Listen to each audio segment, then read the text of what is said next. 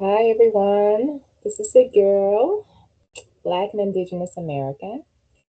Uh, it's been a minute. It is August the 11th, 2026. And yeah, I'm just chiming in. Instead of doing a live, I'm going back to my stomach grounds recording. I feel like when I record, I can kind of get my thoughts out, not spend too much time recording because I'm a busy person. And I just don't get distracted as much. So that's what I'm doing today. I'll probably go back to live some other time, but for now, we're going to do this recording. I hope everyone's been fine, living their best lives. I know life over here has been a revolving door of experiences, and I could say a lot, but I'm going to narrow everything down bit by bit, and I can't cram it all in this one video, but this is just me saying hi and just kind of giving you guys a update, because I know sometimes when people sporadically record or go live, people are like, oh, I haven't seen that person in a while, or I'm glad that person's doing okay. So yes, I am here, I'm in the flesh, and it's 2026, and I know it's been at least a year since my last video or live.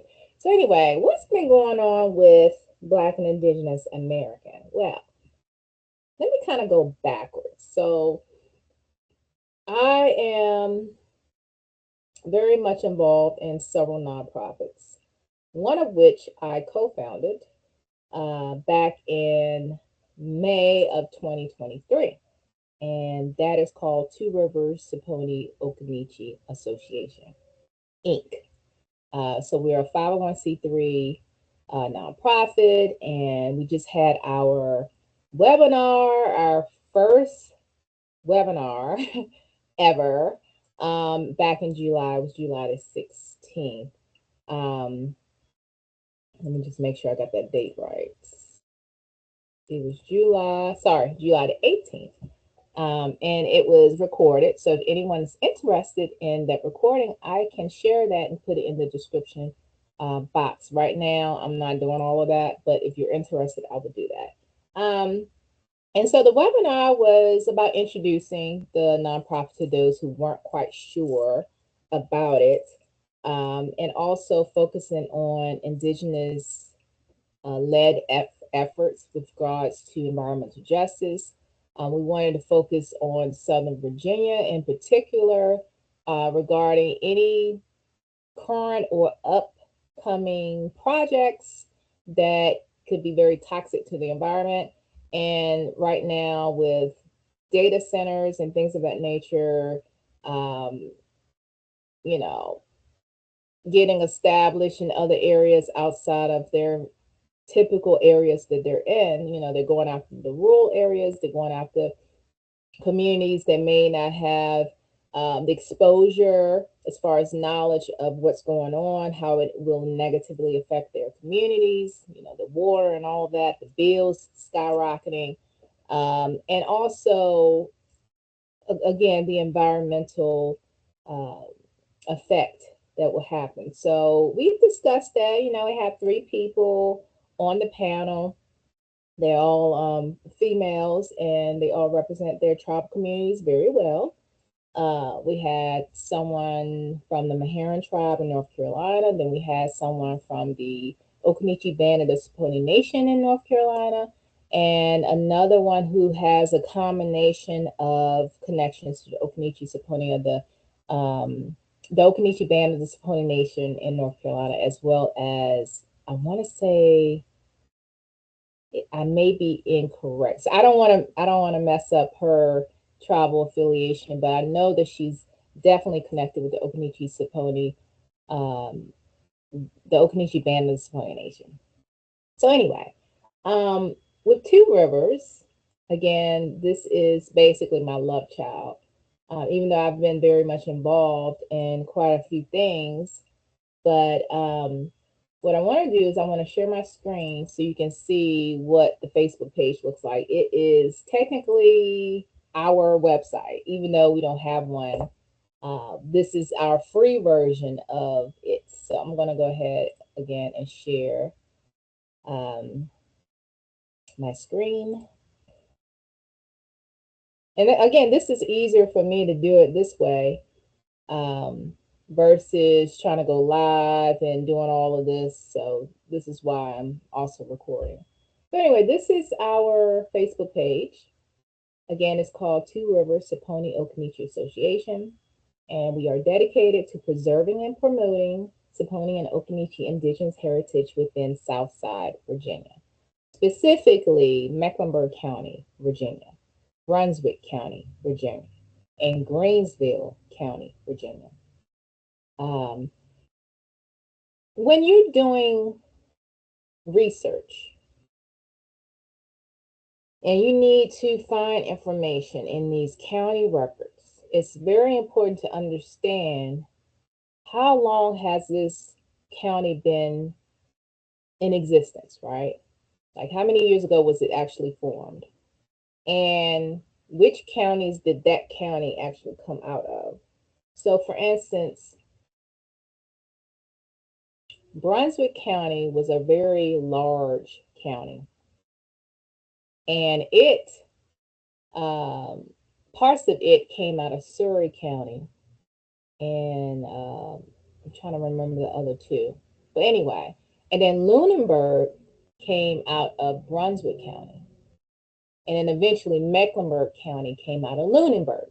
So you gotta like keep up with all of that because when you're going backwards in time and collecting documents and things of that nature, you need to know how far you can go back in that county and what other counties you would need to pay attention to.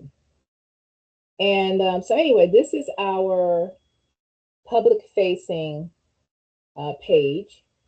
And so this was the post. I don't know if you can see every little thing on here, but this was the post that we shared with those who follow us.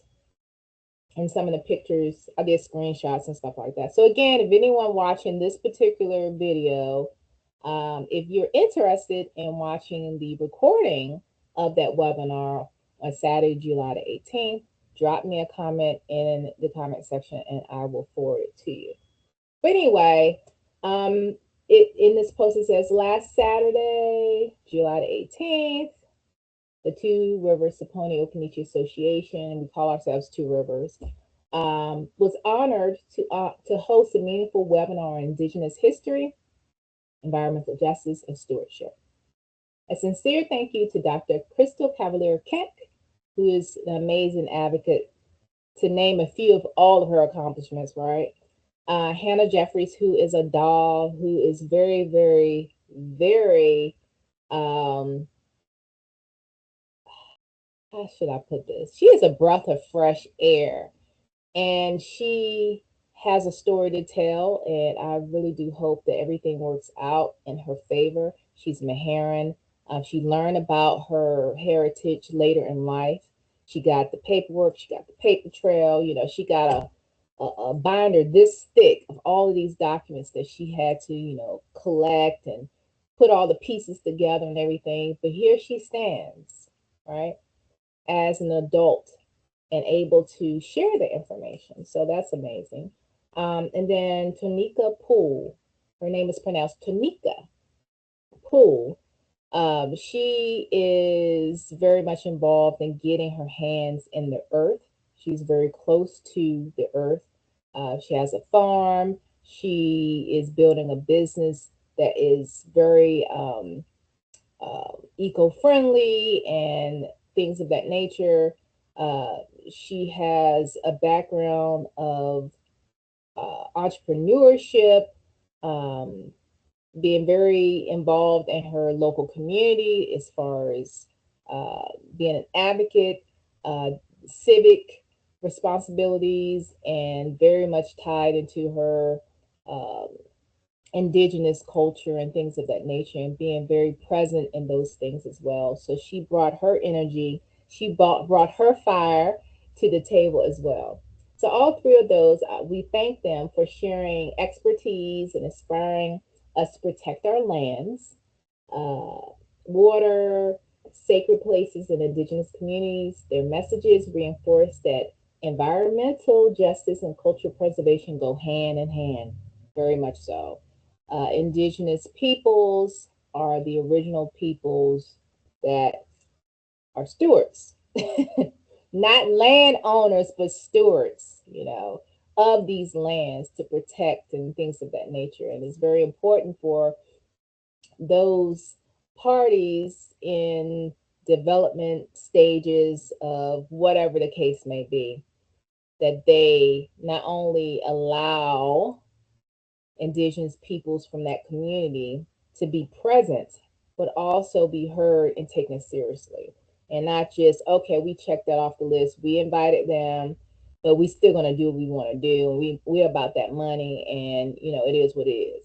So there needs to be more serious dialogue with the indigenous populations in the regions that many corporations, developers, want to get in and make money. So Two Rivers remains committed to bringing greater awareness to the history of the indigenous peoples connected to Fort Christ-Anna, which is in Brunswick County, Virginia. Fort Christ-Anna um, has history there dated back to the 1714, dating back to 1714. Even though it's in Brunswick County, well, Brunswick County was not Brunswick County back then. It was through the county of Surrey. So Surrey County administered and did all of that back in the 1714s. And then in about 1730 something, that's when Brunswick became a county. It came out of Surrey. So anyway, I know I'm rambling, but I just wanted to kind of like throw that out there as well. So Two Rivers remains committed to bringing greater awareness to the history of the indigenous peoples connected to Fort Christ-Anna and the historic communities of Mecklenburg, Brunswick, and Greensville counties, Virginia, helping preserve these stories for future generations. Okay? And then we said we're also seeking passionate individuals to serve on our board of directors and advisory board. If you're committed to Indigenous history, culture, preservation, and community impact, we love to connect. Together, we honor our ancestors, protect our homelands, and build a stronger future. So anyway, that was basically the post. And, this was like a screenshot that Dr. Cavalier Keck was presenting with us. And then this was part of Hannah Jeffries' presentation, which was brilliant. And this is something that she's working on within her journey. She's very involved in creating a space for Indigenous women.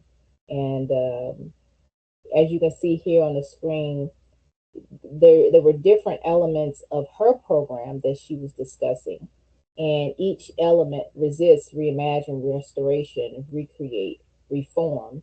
There was a participant in her program that represented their tribal community, as you can see in parentheses, for that specific element of her program.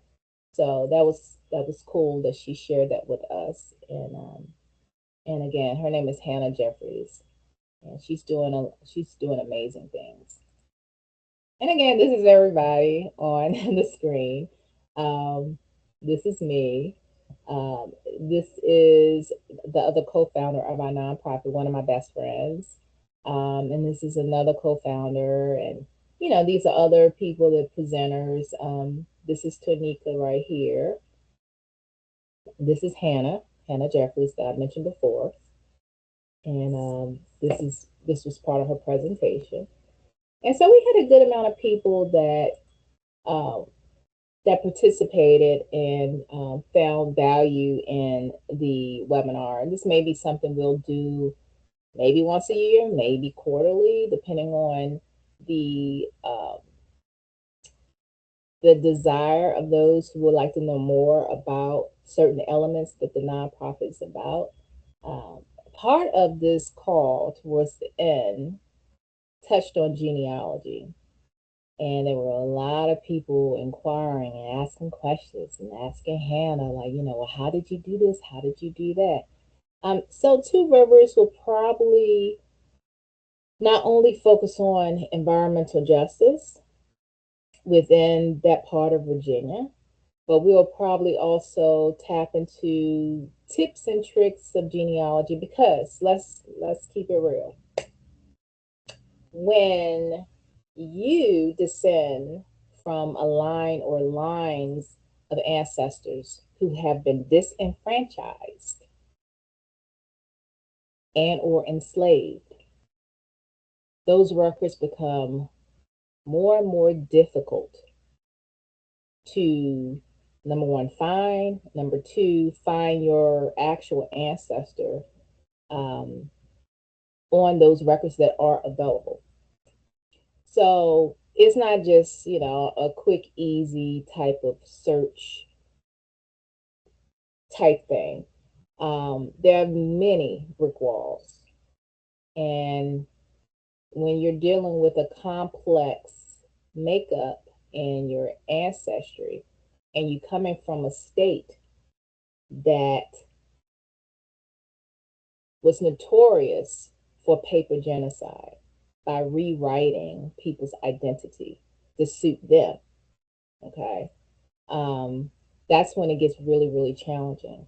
And one thing I learned over the years from those who have been doing this a while, researching their own family tree and things of that nature, they always say, don't get caught up or don't get worked up about the race category because in our state, which is Virginia, and also North Carolina, they were notorious for each census record or whatever the case may be, switching people's identities based on the census takers' opinions, right?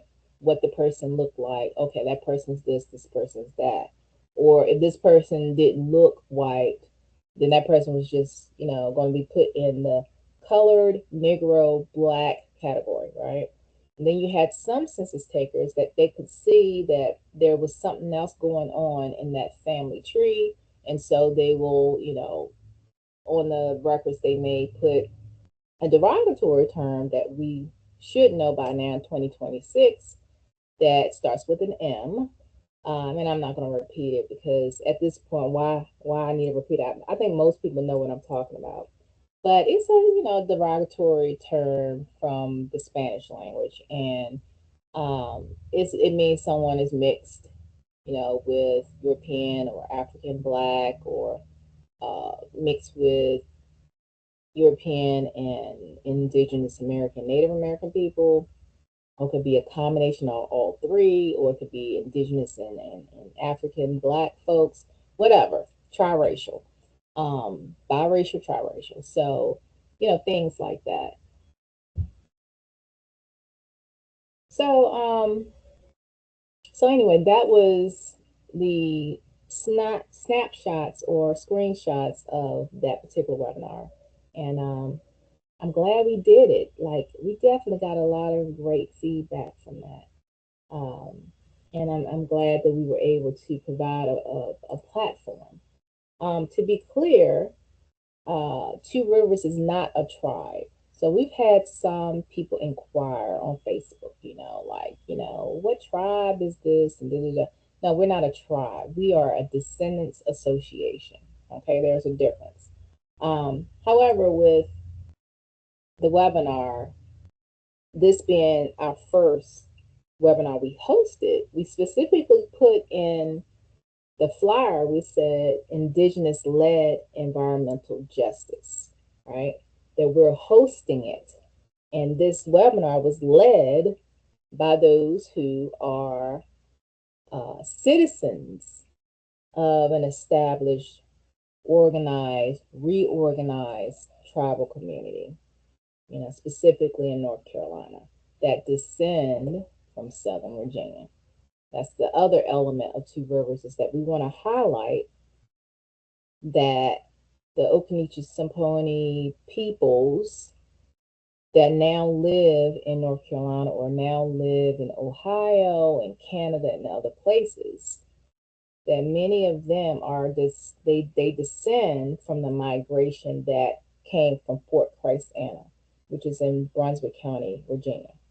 So yes, people are established now in certain counties and they have certain surnames and things of that nature. But we at Two Rivers, we find that it's important to regurgitate the research that's already out there and to remind people that yes, you had clans and bands of people that stayed together and eventually settled in other places. But not everyone went in the same direction. And then you have peoples that are descendants from those Saponi and Occoneechee peoples that are still in the territories, but they're not necessarily organized. Again, this is one of Two Rivers' focuses in that element. Is that yes, you have those who are established, settled now, current day, 2026, they have recognition and all that. But let's not remember those who didn't go in that direction. Many of those who stayed behind, they had to assimilate some shape or form. You know, they had to keep a low profile. They went to the schools that they were allowed to go to. They didn't have the means to create their own schools or what have you, or specifically, how should I put this? Um, Disassociate themselves from other groups that was not in their best interest at that time when they were living. You know, it was inconvenient. It was almost a death sentence to be associated with another group of people that were disenfranchised as well. So a lot of people, you know, they got in where they fit in. You get in where you fit in, depending on the era, depending on the century, the decade, whatever. And so that's what people did. So those who stayed in Virginia, Southern Virginia, that's what they did. And so there's some there's some mixed feelings there.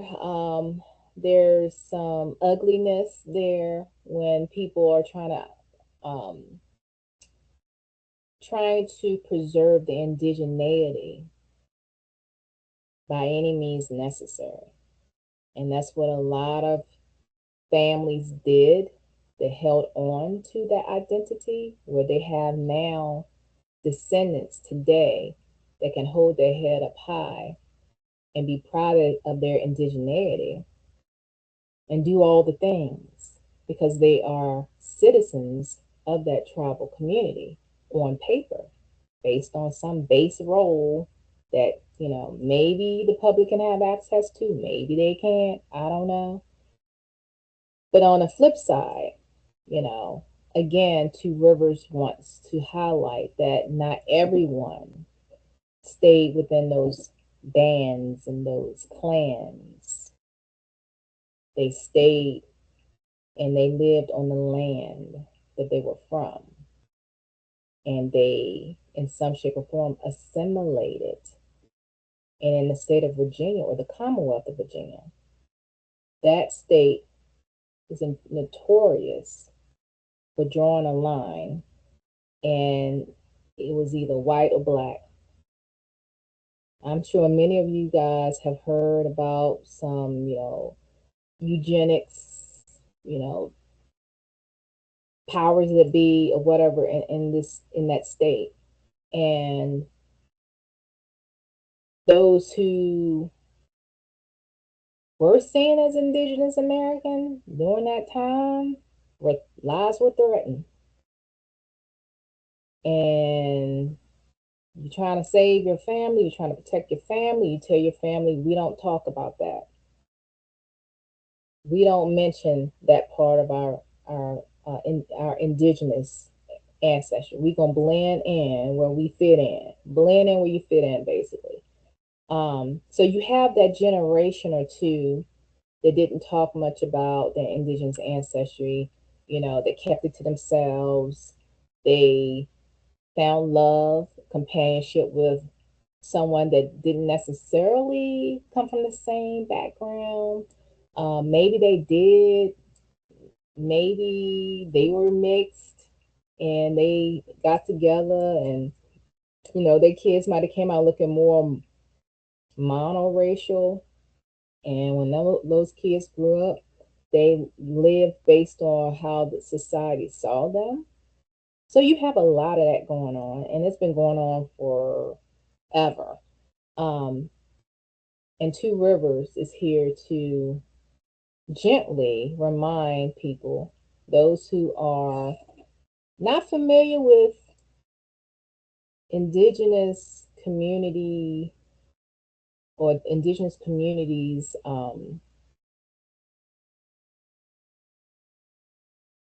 membership requirements. Each community is different. They accept some things and some things they don't. So it's up to them who they want to be citizens, right? Um, but at the same time, it's important for those citizens to understand there's a backstory. And just because that family line or a handful of families stayed together as a community and moved and migrated together, that doesn't necessarily mean all of them went. The same can be said about the Dawes rolls. We're talking about the mid to late 1800s. Everybody didn't sign or put their mark on those rolls. So all the descendants after that, on paper are unable to claim, you know, their inheritance, right?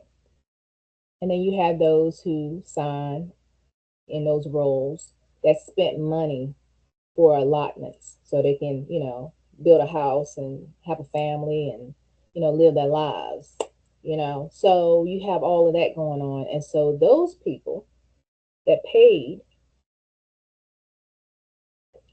their descendants are now are still benefiting from having a citizenship in that particular tribal community. Um, Maybe they were raised in that culture, and that culture is basically who they are, regardless of their genetics. But then you do have those who benefit from having the citizenship status, right? But yet they're living like other people, right? They're living like people that they actually look like. But, so you got that going on. So just because someone found a relative on an enrollment list, that doesn't necessarily mean that that person is genetically part or descendant of that tribal community, right? They may just be on the rolls or listed because they paid money, right? Um, so anyway, I was just highlighting that the webinar was led by indigenous people. We provided Two Rivers, the association provided the platform for that. Now, the board, including me, we are indigenous and things of that nature. But me, I'm speaking for myself, I am not a on paper citizen as of right now, August the 11th, on paper. I'm not an on paper citizen of any tribal nation in the United States of America. We're going to get that real clear out there. I am indigenous American and I am a descendant of the African diaspora. Okay. So Black Sub Saharan Africa. Okay. That's my genetic makeup. Um, but what I'm saying is the whole paper trail thing. Um, some of us will continue to look in these records, regardless if the records are accurate or not. People will take something on a piece of paper and run with it. And, the governments, they will honor whatever's on that piece of paper, be it correct or not. So that's something that many of us are aware of, and many of us, um, to this day, if you're still kind of going back and you're still looking at the records, you're seeing your ancestors as far back as you can find them. Because again, if your family tree or family line or whatever you're looking for was disadvantaged and or enslaved, then you are going to have a time trying to find that ancestor or that going further back. And then another element of that is if that ancestor was taken advantage of sexually and or um, had relations that was consensual with a non-enslaved person that had power, which typically was a white male, then those records are not necessarily going to show a white male as a child's father. So that line stops. Now, there are roundabout ways to, kind of put pieces together and kind of speculate or whatever, especially if that white slave owner was kind and left a will and decided to set slaves free in the will or uh, provide financially for the slave mistress or whatever, his true love, who was not his wife, and make sure her and the children of his through her had finances. Right, that's another angle. Then you're like, oh, now it didn't say that those were his kids, but why would he leave finances, resources for her and the kids in his will? The average person is not going to do that unless there is some type of intimate love type situation. Um, so, like learning about the will, the books, looking at wills, looking at personal letters that may have been donated to archives. Um, I've learned recently that some local counties in other states, I don't know about Virginia, they're temporarily shutting down or they're moving the records to other alternative locations. And with these old records, they need to be preserved in a special way. You can't just throw them in a box and, things happen. So I'm learning more about that. And speaking on that, I've been attending off and on office hour workshops or webinars, virtual calls with this nonprofit called 95 Counties. Again, 95 Counties. It's based in Tennessee. And the founder and CEO of this nonprofit, her name is Stephanie, and I believe her last name is Johnson. And Stephanie Johnson is very passionate about preservation and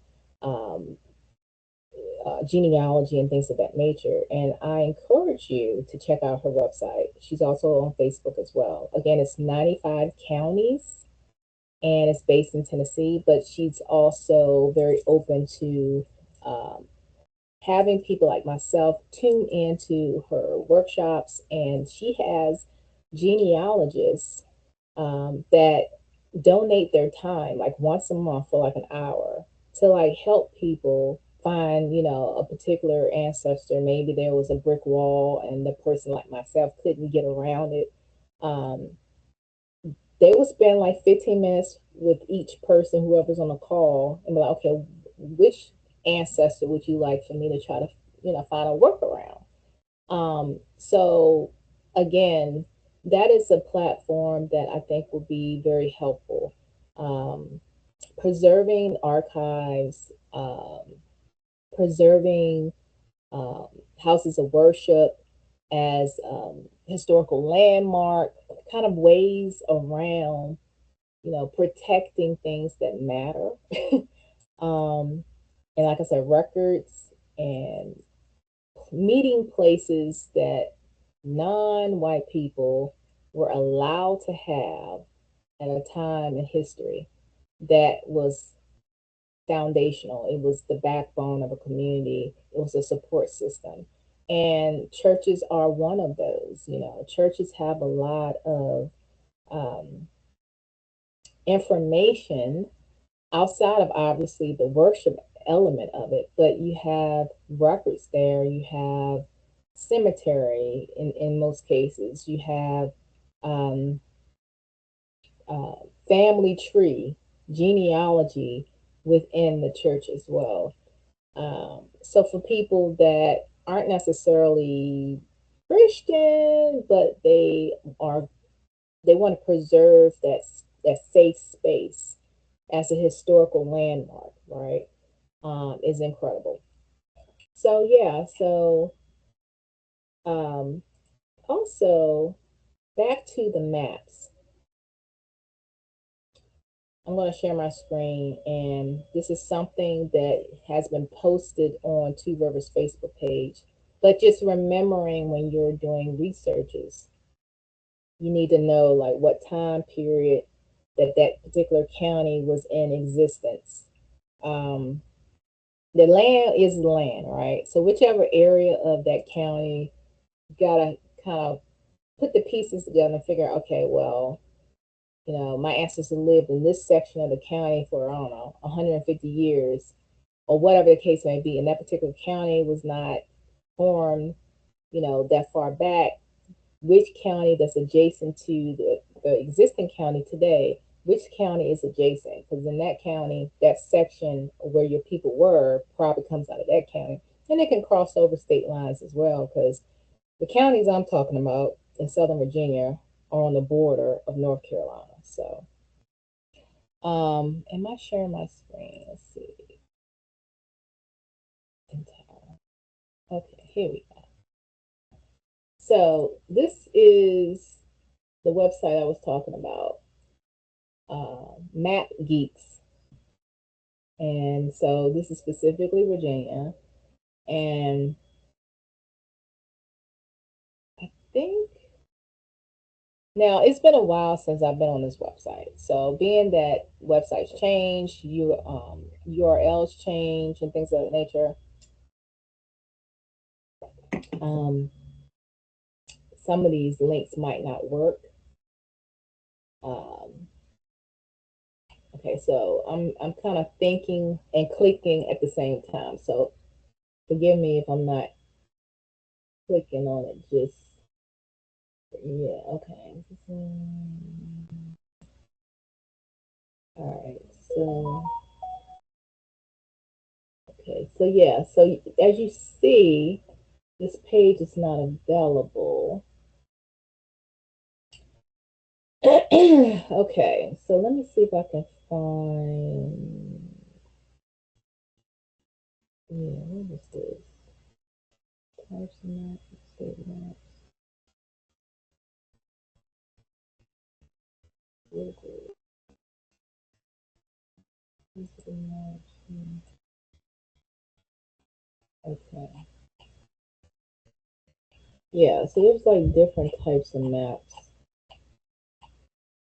But what I'm gonna do, because I screenshot what I did. That's another thing too. It's like when you're doing anything, save it.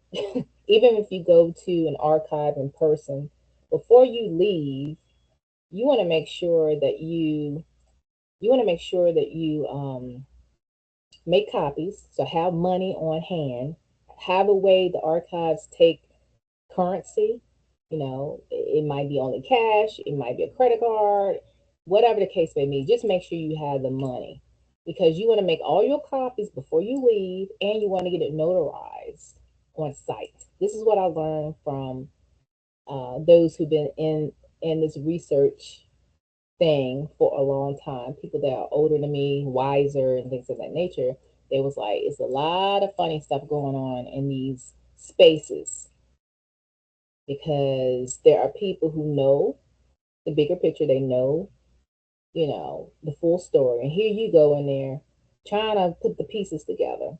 And if you get too close to what could potentially benefit you, you have some people that are in positions where they watch and they see, and they would say if that person gets too close to whatever information, you say, I'll be back tomorrow. This is what I heard. This never happened to me. They go back the next day, the book's missing. Or the page that they were trying to copy but didn't have the money, the page ain't there no more. It was moved or whatever. And nobody knows they works there. Oh, I don't know what happened. In so many words.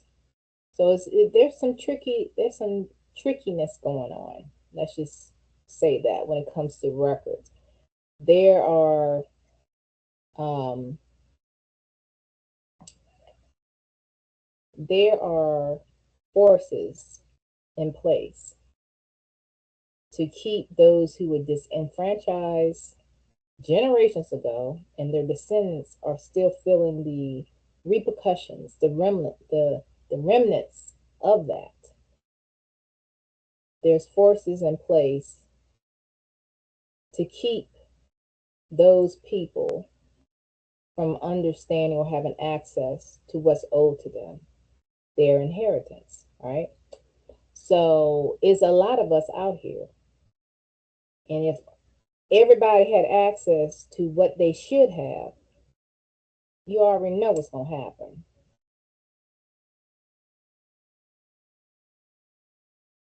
You already know. They can't afford that. So as long as the numbers are low for those who have the paperwork and everything, as long as that number is low, they're not going bankrupt.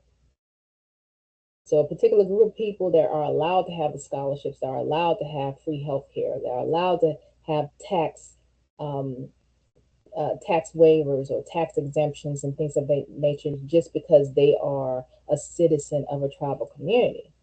Those numbers are low because there's so many things that have to come together that's on paper.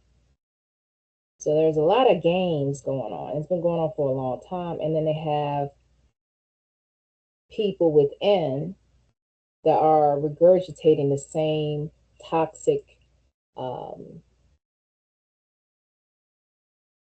games, right?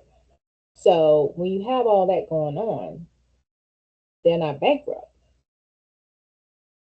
But if all the people that should have benefited, that should have been benefited financially from all the things that happened generations ago, they will go bankrupt. So that's why things are the way they are. It's unfair, obviously, but that's the situation. So I'm going to go ahead and, like I said, I'm going to share my screen once I get it up here, so you can see what I'm talking about with the map. Okay. Let me.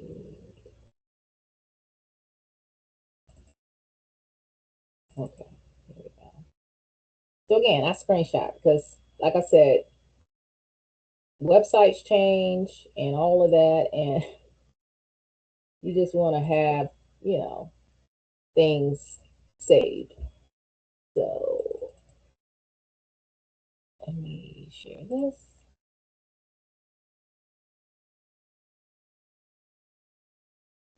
All right, so let's share that. So anyway, this is what I was talking about. All right. Let me just blow this up a little bit so you can see it. This is the link that I was just at, and like I said, I think what I was looking for, that interactive map, has moved or something. Um, let me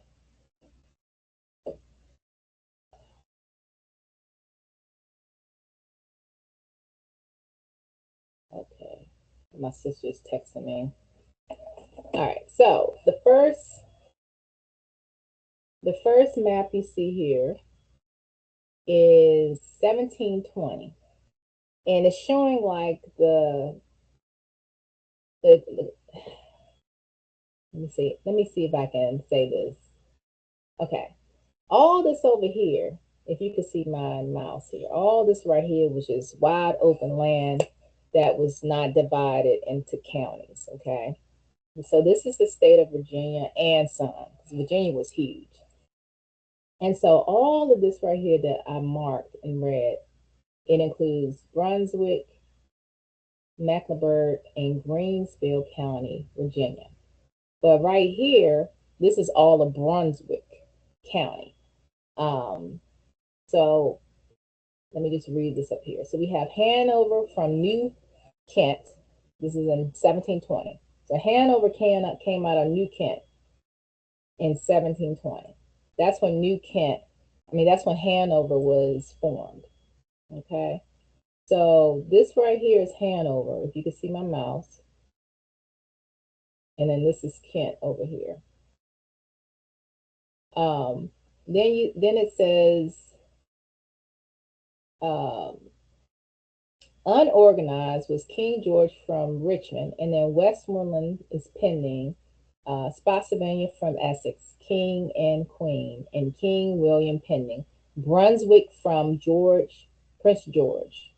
So Prince George, part of Brunswick came out of Prince George, right? Yeah. Brunswick from Prince George pending. So all of this right here, right? And then if you go down here in 1732, Brunswick came from Isle of Wight, Surrey, and they were organized counties. So then here's Surrey, and Prince George is right here. Now, I know there's a Prince George's County in Maryland, but we're talking about Virginia. So Prince George County. And so as you can see, all of this is now Brunswick County. And then we have 1746, we have Lunenburg comes out of Brunswick. So now, here we got Brunswick. See how that cut off right there? Brunswick is no longer this huge county. Now you got Lunenburg, and look at all of this right here, right? Lunenburg. So all this section now is called Lunenburg in 1746. Then Charlotte from Lunenburg, and then Mecklenburg from Lunenburg. So here's Brunswick, here's Lunenburg, and now we have Mecklenburg and Charlotte right here came out of Lunenburg. All right, that's 1764. Now, 1780, Kentucky divided into Jefferson, Lincoln, Fayetteville, Greensville from Brunswick, and Sussex. So obviously you see all of these counties up here. This is technically now West Virginia. West Virginia broke away from Virginia in like let me see, I want to say the 1830s. Let me look that up real quick.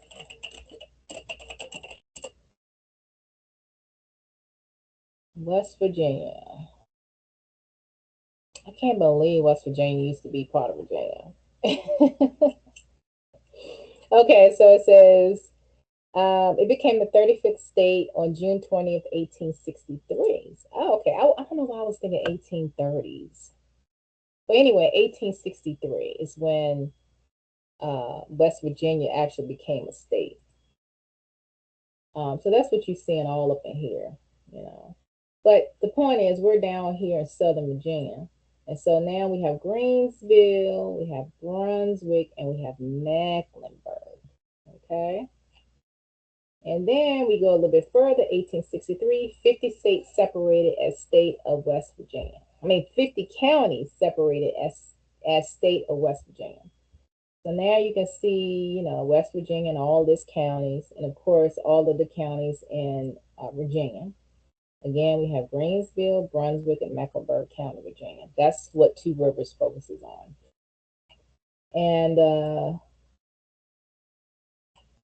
And so this right here is an old map that I screenshot. And I'm going to zoom in a tad bit so you can see. This right here is the state line, that crease right there. And so where you see Roanoke, you see where I highlighted Occoneechee. Occoneechee is spelled so many different ways. It just depends on the book or whatever. Two Rivers, how we came up with our name is because of the two rivers that come together that joined, and it became Roanoke River. So we have Staten River, and then we have what's the other river? Dan River, if I'm not mistaken. Anyway, so as you can see, as this cursor right here, they have the two rivers that meet up, and then you have Occoneechee Island right here, and then you have a Tutelo Island, and then there's another island in here. Modern day Clarksville, Virginia is where this river flows. It's north of Clarksville, but it's maybe a couple of miles of water from the town of Clarksville. So that's Mecklenburg County that you're seeing right here, where Roanoke River is.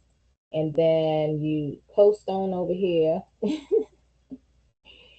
And I'm going to zoom out a little bit. And it makes sense too, like some of the tribal communities today that settled in North Carolina, like where they were with the fort and everything.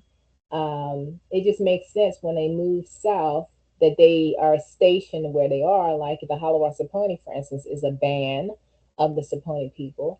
They have a mixture of other tribal communities too. I don't know all about that, but they are Saponi.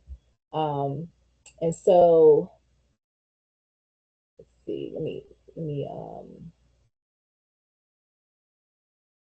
Okay. We have the Meharon River. The Meharon River flows basically through Lawrenceville, Virginia. And again, Fort Christ Anne is right along that river, Meharon River. So as you can see, there's the Meharon River right here. And the Meharons settled in Ahoskie, North Carolina, which is not that far from the border of Virginia, North Carolina. And also the Meharon, I learned recently, there's a good amount of Meharons that actually live in Greensville County, Virginia, which is Emporia area. Like if you're familiar with 95 South, going down Southern Virginia into North Carolina, that's Emporia. So, people moved around, but they didn't necessarily move too far away from where they were for the most part when they settled. So, um, yeah, so you have that. Um, let me see if there's anything else that I want to highlight. Um, I just want to really to focus on this part here. Occoneechee Island, Clarksville, Virginia, modern day Mecklenburg County. But remember, Mecklenburg came out of Lunenburg and Lunenburg came out of Brunswick. So Brunswick County has a lot of the old records for those who are looking for, solid records, free people of color records and stuff. A lot of those people in today's Mecklenburg County or today's Lunenburg County come out of the Brunswick County record system. And then, here's another map. Again, I circled Clarksville, Buffalo Junction, that region. And then you have, again, the island here, Occoneechee Island. And these are modern day towns like Skipwith and Boyton and Red Oak, Nelson. That's also considered Palmer Springs. There's a Palmer Springs area in Virginia, the area I'm just looking at now. Clarksville, Boyton. And then you have Palmer Springs in North Carolina, which would include the other side of that of that line, like Bullock, Stovall, Townsville. A lot of the older records will reference Palmer Springs before they will reference Clarksville or reference Boyton, or even North Carolina, if they reference Townsville or something. If I'm not mistaken, they would reference Palmer Springs. So my folks went back and forth. My home church is in Townsville, Virginia, right? I mean, North Carolina. But part of the property is in Clarksville, Virginia, because of the state line. So, family from that region lived also in Virginia and went back and forth, back and forth, back and forth. So that's one thing. Um, and then, of course, modern day 95, uh, South Hill, a little north of South Hill is technically, I want to say, Lunenburg County. Then again, you have Lawrenceville here, and Lawrenceville holds the Fort Christ Anna location that I was talking about. Um, and then Emporia, as I circled here, is in Greensville County, Virginia. Again, you have a connection with the Saponi via the fort and the Maharons, and there's a relationship there. Um, so that's why I circled that. And I also circled Oxford, North Carolina. That's Granville County, Virginia. There is documented information about Saponis in Granville County, North Carolina. Um, Henderson, Saponis in Warrenton, um, in Hollister, North Carolina, um, and on and on and on. So anyway, that's what I wanted to share with that particular map because um, I'm unable to look at it on the website right now. They must have moved things around. But again, just understanding the maps, understanding things of that nature. Um, so yeah, so I'm done talking about Two Rivers. Right now, real quick, I want to talk about another initiative that I've been a part of, and that is my sorority. So I am a member of Sigma Omicron Epsilon Incorporated. Sigma Omicron Epsilon is a nonprofit based in North Carolina. So we're small, obviously nonprofit, but a small sorority in the state of North Carolina. And so, um, I mean, I am in a lot of leadership positions, y'all, and this is one of them. So I started out on committees, and over time, I got nominated for more officer roles. And my first officer role was keeper of ceremony, and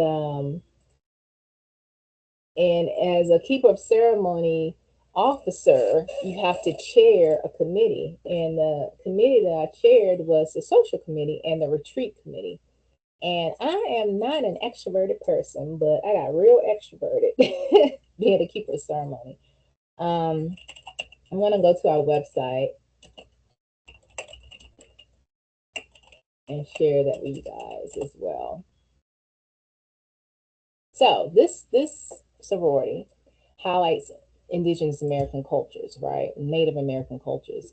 Um, this sorority is does not exclude those who are not um, citizens of a tribal community. Okay, so let's keep that clear.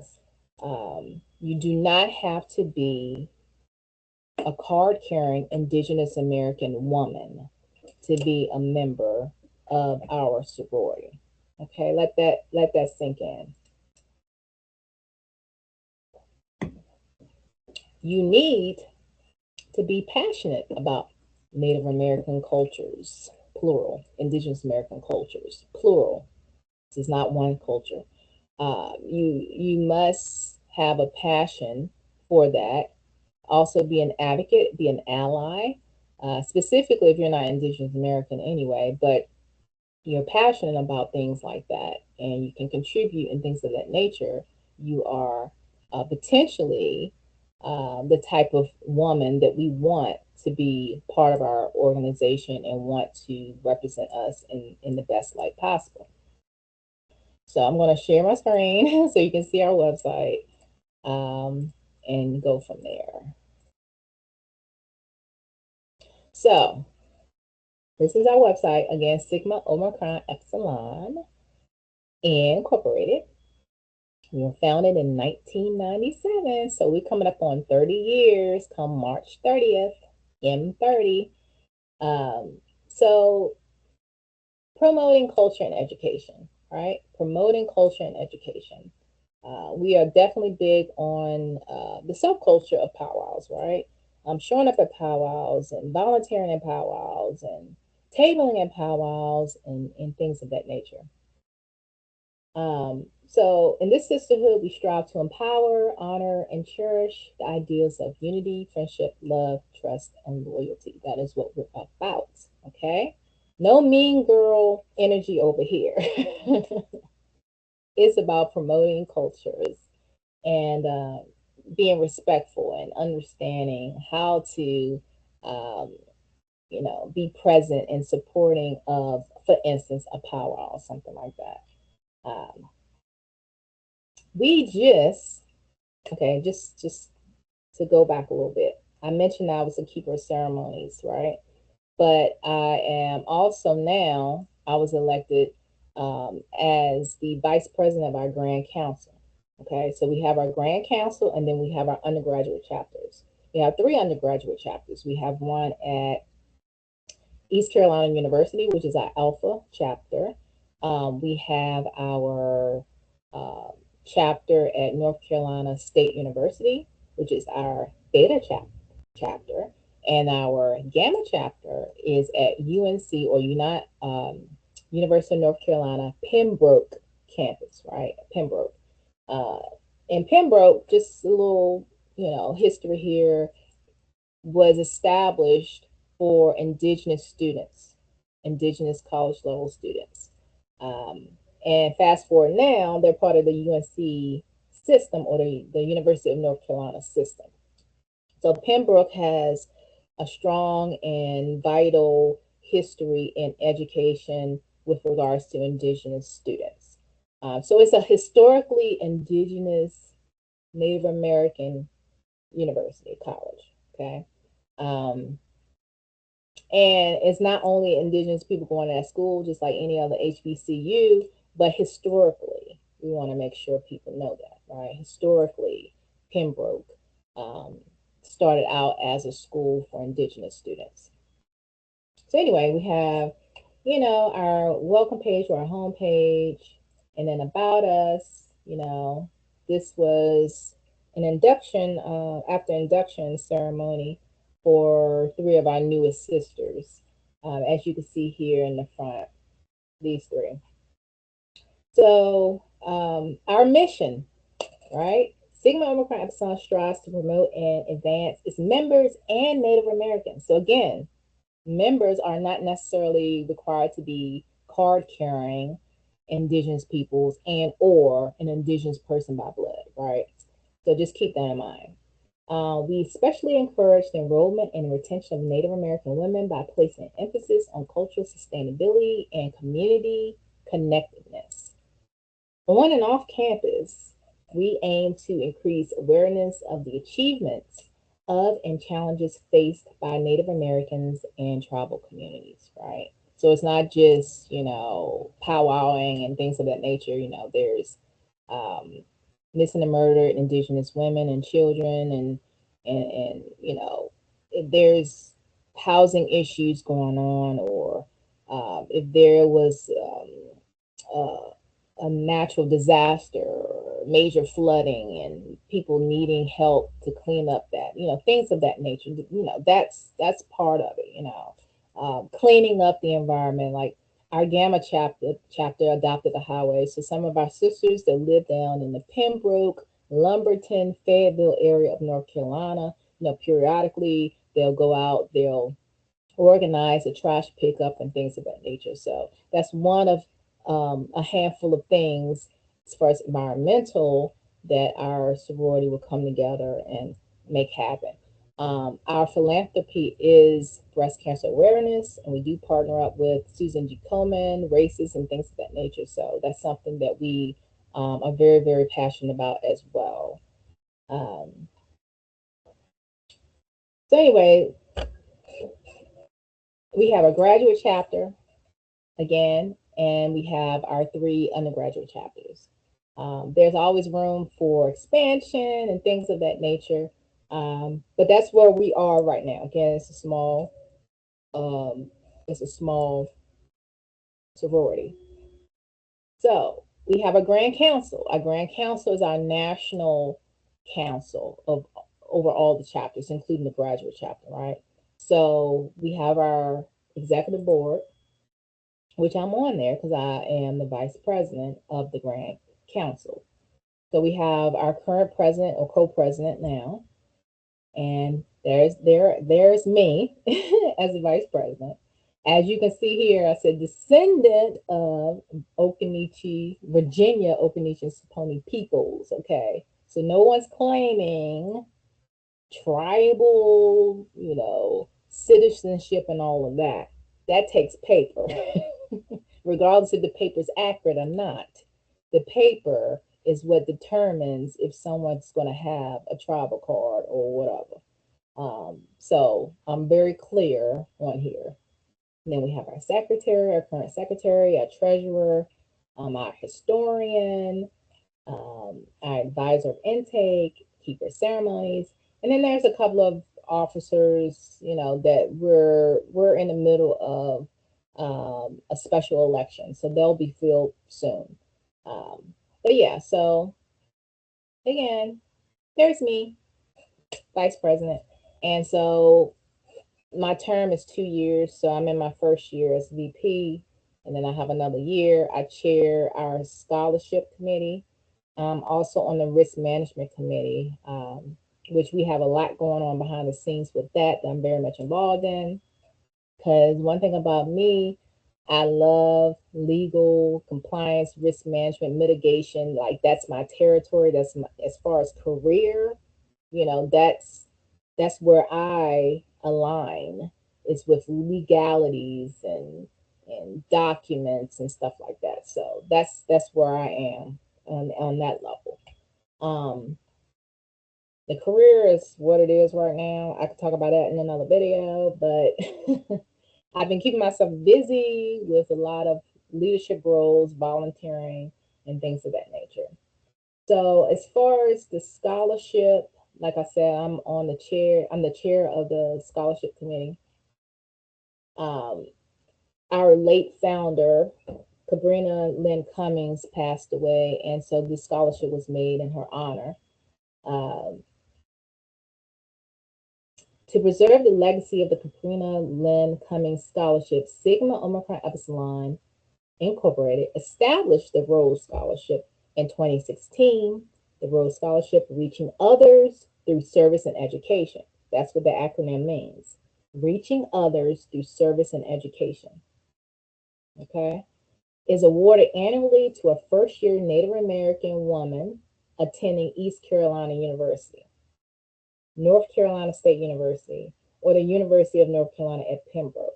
Now, I'm going to stop there because it says first year Native woman.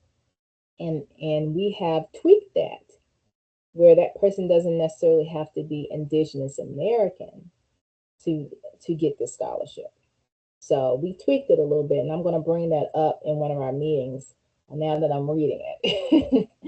um, let's see, North Carolina State University or University of North Carolina in Pembroke. So those are our 3 undergraduate locations, and that's one of the requirements for this specific scholarship. And this is the only scholarship we have, but in the future, we may create more scholarships that aren't as specific. But this is how this scholarship is designed. The scholar and yeah, so that's the background. Again, this is one of our founders, Cabrina Lynn Cummings. So this scholarship is in honor of her legacy. And the scholarship is $1,000 now, right? Incoming freshman students at one of the 3 undergraduate chapters that we have, that those schools. So our most recent recipient of this award, um, she received her celebratory dinner, her gifts, and her scholarship check and everything this past Sunday. So we are very, very happy for her and things of that nature. And again, this is one of the things that we do. You know, we provide scholarships and we are a positive um, image out there in the community, you know, and things of that nature. Um, I'll go to the Facebook page real quick. I'm gonna stop sharing and let's see. We have a few social media platforms, but I'm just going to focus on our main platform on Facebook and share that. So this is our Facebook, our main Facebook page. This covers all, not just graduate, not just undergraduates, everything under the Sigma Omicron Epsilon Incorporated brand. And so this was our announcement letting the public know that this is our recipient of our Rose Scholarship this year and wishing her the best of luck and things of that nature. This is one of the flyers that we were promoting the scholarship. And when I say promoting, like we were trying to promote to indigenous communities in North Carolina, um, potentially having ads in powwow um, folders and pamphlets and things of that nature. Some things that we probably will do in the future is to show up at not just powwows, but also parades and things of that nature, just to get the word out, just so people know that this is also an option as far as scholarship and things of that nature.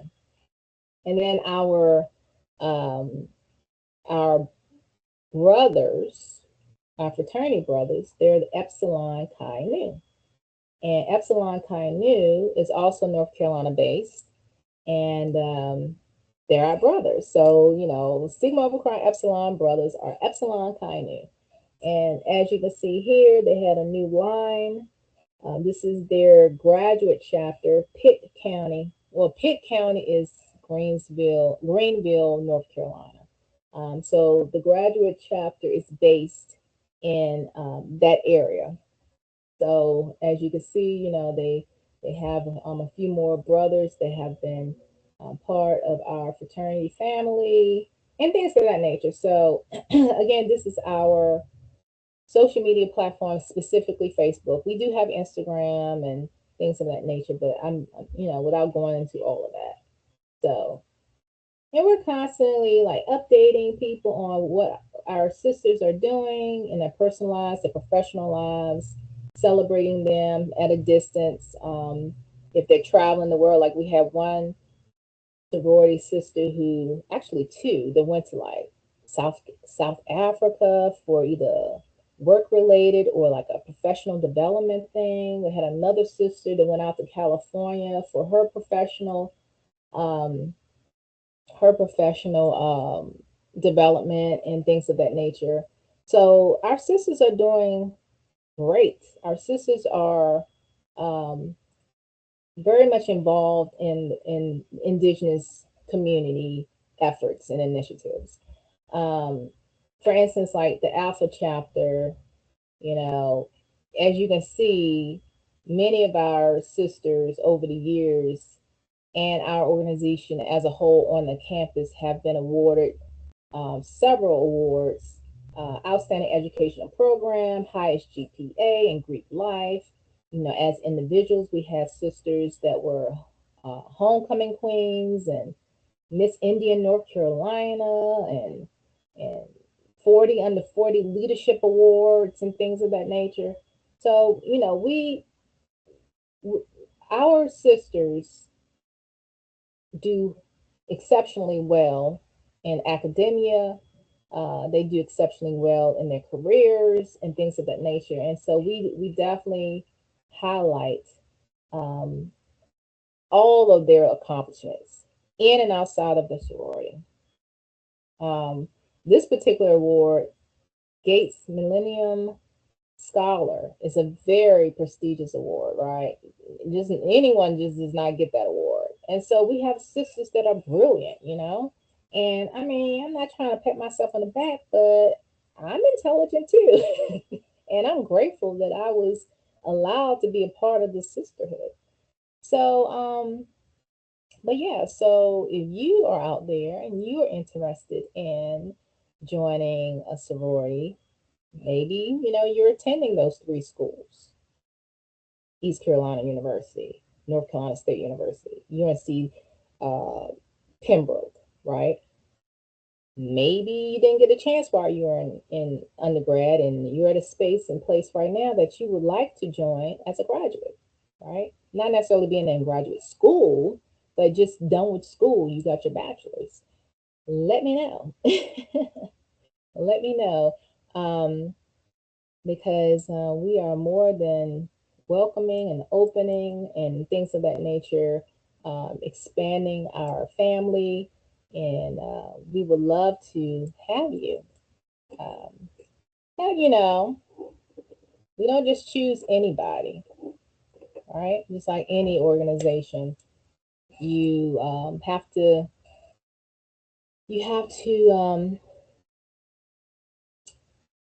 fit into the mission of the organization, the overall mission, and be a reflection of that mission from the day that you are inducted until the day you transition into the spirit world, right? Um, and we don't believe in hazing. That is nonsense. No one should be abusing anybody. No one's being abused over here. We don't play that, okay? Period. Uh, but you will learn about our states, well, I should say our, but North Carolina state recognized um, tribal communities and also communities that aren't state recognized.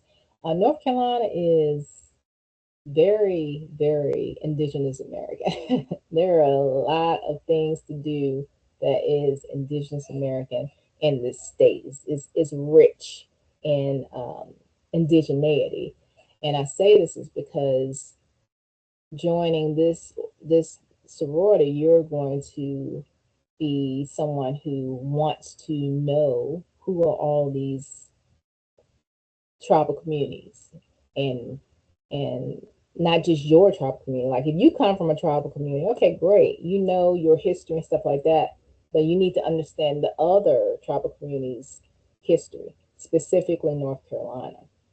So knowing the history and obviously paying attention to the website and what's on the website, all that type of stuff will lead up to a potential um,